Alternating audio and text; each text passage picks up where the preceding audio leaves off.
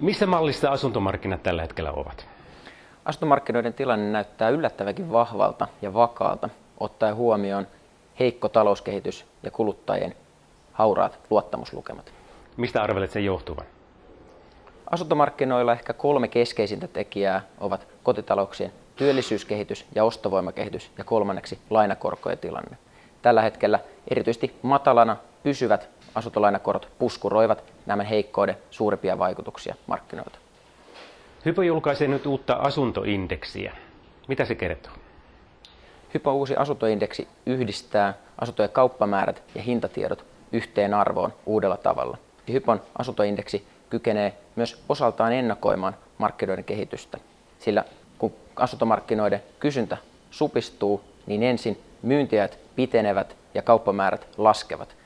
Ja vastaavasti, kun markkinat kääntyvät nousuun, niin ensin kauppamäärät nousevat ja myyntiajat lyhenevät ja vasta sen jälkeen hinnat lähtevät reagoimaan. Tämä johtuu erityisesti myyjien hitaasta havahtumisesta muuttuneeseen markkinatilanteeseen.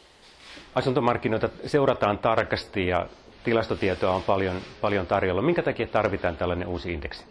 Nimenomaan sen takia, että asuntomarkkinoilla hinnat ja sitten kauppamäärät, volyymi kehittyvät eri tavalla ja on tärkeää huomata, mikä se todellinen asuntomarkkinoiden kysynnän kehitys siellä taustalla on. Tämä uusi hypoindeksi tuo siihen erittäin tarkan ja kattavan kuvan yhdellä silmäyksellä.